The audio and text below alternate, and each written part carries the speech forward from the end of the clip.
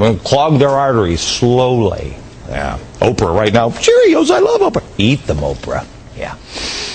Well, hello, America. For over a week now, we have been trying to unravel this ACORN string. You know, there's something... Things bother me once in a while. It's like there's a loose thread, you know, and I'm like, there's something to do that. We start pulling on it. We're getting closer, but tonight, the one thing is, the ACORN thing is so complex, and I believe so intentionally complicated, that we don't even know what we don't know. But here's what we do know.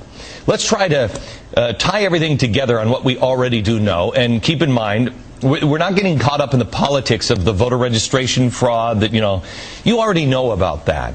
This is not about Barack Obama. This is not, Barack Obama versus John McCain. It's a right versus wrong thing. This is about corruption. This is about money.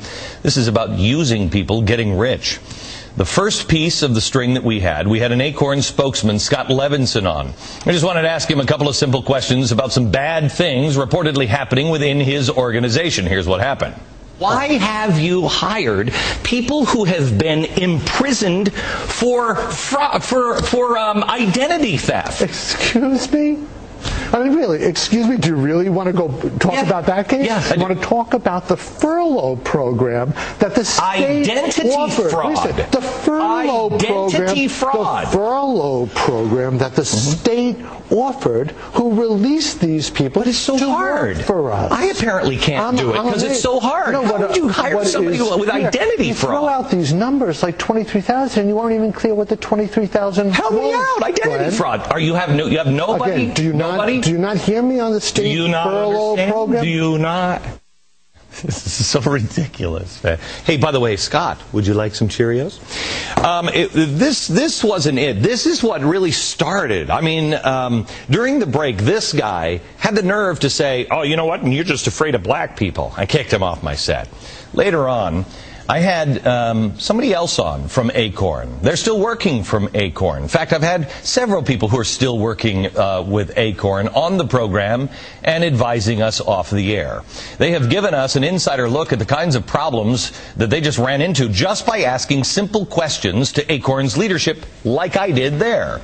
We learned from these current and former ACORN members that ACORN actively looks to hire people from prison. Why? Well, here's how Washington, D.C.'s ACORN current chair, Marcel Reed, explained it. The very same people that we're supposed to be enabling are the very same people that we sacrifice.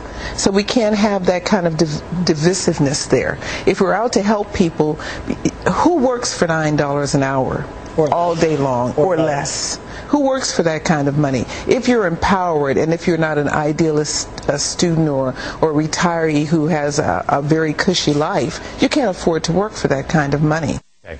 Our guest went on to explain how these people are basically forced to meet quotas, which led to them registering Mickey Mouse or other fake names over and over again. And then, when ACORN gets caught, they do what Scott Levinson does. What? Are you kidding me? It's just some rogue employees, and they throw these people to the wolves. They explain this was protocol for two reasons. First, even if the form says Mickey Mouse, ACORN still gets paid. And second, they love to throw these people to the wolves, especially if they're minorities. That way, they can always pull out the race card. That helps them raise money in these communities by saying, look at the evil conservatives. Look at the white man, keeping the black man down. We're just trying to help with the furlough program. Well, then we unraveled the fact that while ACORN claims not to accept government funding, $10 million in federal money was funneled to them through other organizations just last year. But ACORN receives a lot more money than that, and most of it is virtually impossible to track. Because of that, the ACORN 8, these are the people that are inside ACORN that stood up and said, wait a minute, started asking questions, and they didn't like what they found. ACORN does not need to be funded with any more taxpayer dollars until we find out what happened to the last taxpayer dollars that ACORN was funded with. This woman I'm telling you, this woman is Rosa Parks. She will not get up from the chair she sits in. She is the chairwoman of ACORN in Washington. They're trying to get her to get out, and she won't get up. Now, while we don't yet know what's really going on, we do know that these ACORN affiliates have powerful friends like the SEIU, the Service Employees International Union. Actually, they're not as much friends. I mean, they are like boyfriend and girlfriend. Man, they're swapping so much spit between these two. They're both riddled with mono. The former head of ACORN, Wade Rathke, more on him in just a minute, is the founder and chief organizer of a branch of SEIU, the main group that donated $33 million to President Obama's campaign last year. We also know that the place the main ACORN affiliate calls home in New Orleans is supposed to house about 270 related organizations, a mix of corporate and non-profits from states from California to Louisiana. Does this former funeral home look big enough to you to house 270 organizations? Oh, by the way, the owner of the building, whose company has partners with, oh my gosh, Wade and Dale Rathke. The name sound familiar? SEIU.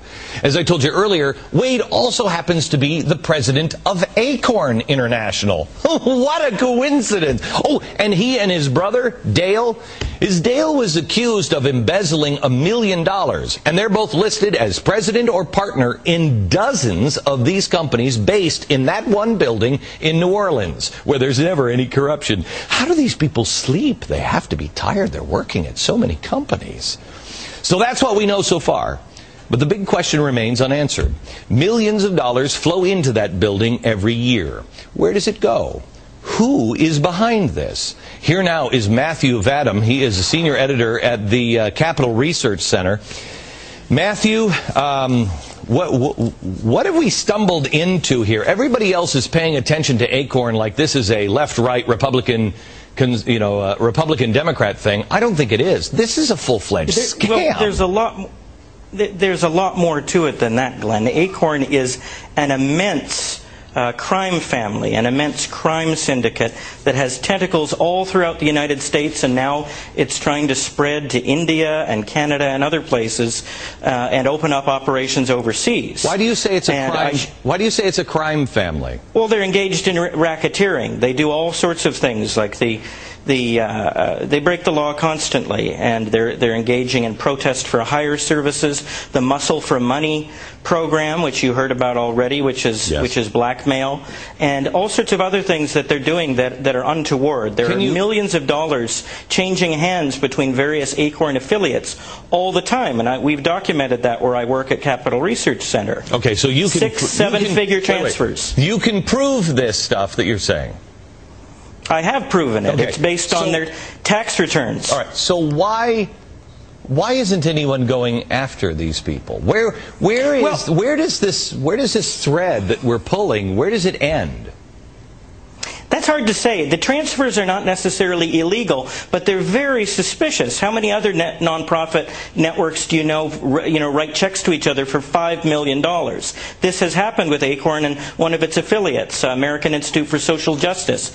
I think something that needs to be explored that hasn't been is the roots of ACORN in the 1960s. It grew out of the radical welfare rights movement, and the idea behind that was that not enough people were on welfare and that you needed to pack the welfare rolls with as many people as possible in order to overwhelm the governments, the various levels of government, and cause social chaos. Okay, they were successful. Wait. Yes? If I'm not mistaken, I have to look this back up, but if I'm not mistaken, this was a leftist kind of agenda that was trying to break the back of the government so they could swoop in and have a nice, happy, socialist or progressive government.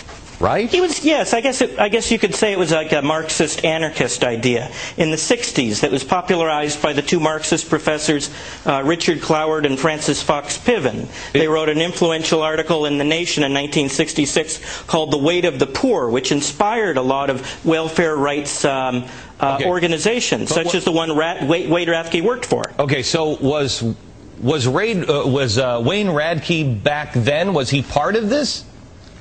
He was part of the National Welfare Rights Organization founded by George Wiley. It no longer exists, but it was influential and it helped to spread welfare dependency throughout the country, and many scholars